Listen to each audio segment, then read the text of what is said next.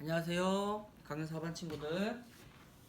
자, 오늘 체험학습 갔다 오느라 피곤할 텐데 그래도 디딤 영상을 봐주니까 너무너무 고맙습니다. 자, 오늘은 사회 영상을 민서랑 상지랑 같이 찍어볼게요. 아까 한참 설명하다가 핸드폰 용량이 다 돼가지고 다시 찍습니다. 자, 여기 보면 근대 국가 수립을 위한 노력과 민족운동인데 이게 우리가 지금 배우고 있는 2단원의 제목이에요. 상지 아까 근대 국가 뭐라 그랬지? 현재가 되기 바로 전. 그치? 현대 바로 전 국가야. 그거를 수립하기 위해서 노력을 했대. 그리고 민족 운동을 했대요. 자, 그래서 우리가 지금까지 배운 건 뭐냐면 개항에 대해서 배웠어요. 조선이 개항을 했다 그랬지. 근데 그때 뭐 서양에는 미국, 프랑스 뭐 이런 나라가 있었고 그때 있었던 사건이 이런 이름이었습니다. 그리고 일본에서는 이런 배가 왔다 그랬어요. 그리고 조약을 맺었다 그랬죠? 이렇게 강화도 조약이라는 걸 맺었습니다. 우리나라가 일본이랑 조약을 맺으면 뭘 하기 시작해요? 간섭하기 시작하잖아. 선생님이 이제 민서야 너랑 나랑은 이제 특별한 사이야. 매일매일 내가 너를 특별하게 관리할게. 약속해. 하고 이렇게 조약을 하면 민서야 오늘은 왜 숙제를 안 해왔니? 민서야 오늘은 왜 지각했니? 민서야 점심을 왜 그거밖에 안 먹니? 민서야 우유는 언제 먹을 거니? 이게 선생님이 간섭하잖아. 간섭하면 좋아요 싫어요? 싫어요. 싫죠? 자 그러니까 뭘 한 거예요 조선이? 선포를 했죠. 저는 선생님이 싫어요. 이게 선포를 한 거죠. 그게 바로 자주독립 국가의 선포입니다. 자 민서가 저는 선생님이 싫어요 라고 그랬지만 조선은 뭐라고 그랬다 그랬어요? 대한제. 그치? 나는 일본이 싫어요 라고 얘기한 게 아니라 우리는 지금부터 대한제국이야 라는 새로운 나라를 만들면서 일본의 간섭을 피하려고 했던 거죠. 그러면서 이제 여러 가지 개혁 정책을 펼쳤다 그랬어요. 뭐 신분제도를 없애고 인재를 골고루 등용하고 뭐 이런 여러 가지 개혁 정책들을 했다 그랬는데요. 그러면서 여러 가지 서양의 문물도 들어왔다 그랬죠. 디딤 영상 찍고 있는데 이렇게 개념 없이 통화를 하고 있네요. 자, 뭐가 들어왔다 그랬어요, 상지야? 문물. 그 문물이 뭐예요? 전화. 전화, 전등, 등. 전차, 뭐 이런 거 많이 들어왔다 그랬죠? 네. 자, 그러면서 이제 새로운 나라가 되기 위해서 노력을 했습니다. 자, 이런 노력에도 불구하고 3단원 제목을 봤더니 나라를 지키기 위한 노력이래. 지킨다는 건 나라가 어떻다는 거야? 위험하다는 거. 삐뽀 지금 위험하다는 겁니다. 우리는 대한제국이야 간섭하지 마 라고 했음에도 불구하고 나라가 위험해졌어요. 자, 왜 그렇게 됐는지 3단원에서는 살펴보도록 하겠습니다.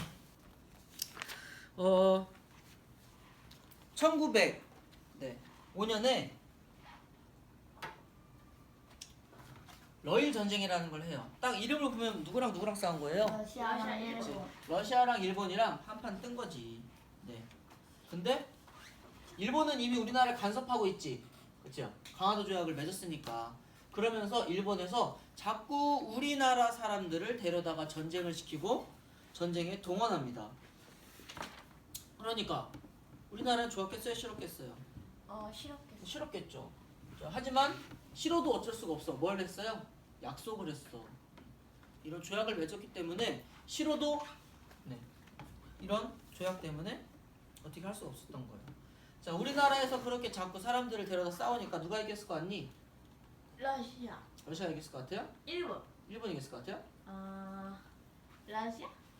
러시아가 이겼을 것 같아요? 일본이 이깁니다.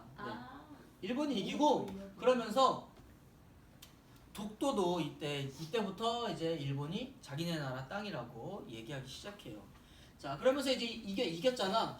그러면서 이 강화도 조약을 더 강하게 야 민서야 우리 친구하자 이렇게 약속했던 걸 어떻게 하냐면 친구하고 약속하고 도장 찍고 복사하고 이렇게 한 겁니다. 그게 뭐냐면 바로 1905년에 맺은 을사늑약. 원래는 강화도 조약처럼 을사조약이라고도 하는데 왜 을사늑약이라고 하냐면 무슨 일 있어서. 더 이 조약보다 더 이제 좀 업그레이드. 그렇죠. 업그레이드된 좀 더 우리나라에게는 약간 비참한 네, 그런 조약이기 때문에 을사늑약이라고 부릅니다.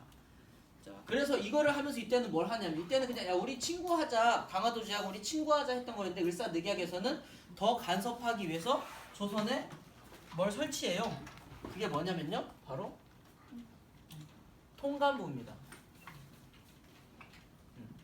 이 통감부는 일본에서 조선을 감시하기 위해서 만드는 기관이 되겠어요. 자, 근데 을사늑약이 맺어졌다고 하니까 우리나라 사람들 가만히 있었겠어요? 가만히 없었겠지. 그치, 가만히 없었겠지. 막 동학농민운동 막 이런 거 막 일어났었잖아. 옛날에 단발령 되니까는 그지? 이때도 막 사람들이 막 반대를 합니다. 네, 어떤 반대를 하냐면요. 신문에다가 이거는 반대야, 을사늑약은 반대야, 막 이렇게 신문에다가 글도 실기도 하고요. 또 외국에 막 알려야 되잖아. 야 선생님이 민서 엄청 괴롭힌대. 그러니까 상지가 막 다른 반에 가서 야 어쌤이 민서 괴롭힌대 막 알려야 되지. 그래야 어쌤이 나쁜 사람이 돼서 다른 사람들이 민서를 도와줄 수 있을 거 아니에요. 자, 그래서 외국에 막 사람들을 보내요. 어디로 보내냐면 네덜란드. 또 갑자기 생뚱맞게 네덜란드에 보내. 그 도시 이름도 어려워요. 헤이그.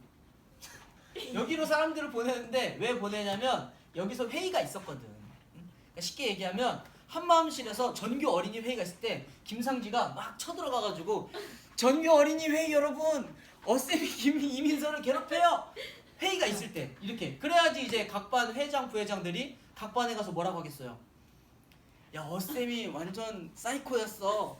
민서를 엄청 괴롭혔대. 그래야지 전교에 그 소문이 퍼질 거 아니야.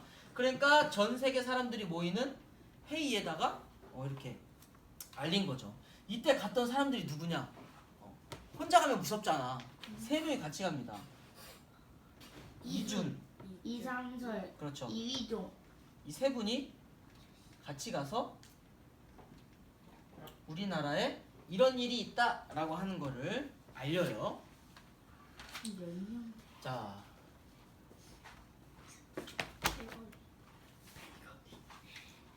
그래서 오늘은 네 지금 몇 분이야? 지금요 7분이요. 7분? 자, 아, 오늘은 이제 여기까지 그럼 공부를 해보도록 하겠습니다. 지금 2단원을 배우고 있고요. 네, 조선이 처음에 이렇게 개항을 했고 간섭받기 싫어서 자주독립국가를 선포했지만 나라가 위험해졌다. 뭐 때문에? 러일 전쟁이 일본이 이겨서 이 을사늑약이라는 거를 맺었기 때문에 굉장히 어려워졌다. 그래서 신문에도 알리고 이렇게 외국으로도 알렸다. 이 사람들을 뭐라 그러냐면 특별한 사신 특사라고 부릅니다. 그래서 이 세 분의 이름을 우리가 잘 기억했으면 좋겠어요. 자, 오늘은 여기까지 하고 더 많은 내용은 다음에 공부하도록 하죠. 안녕.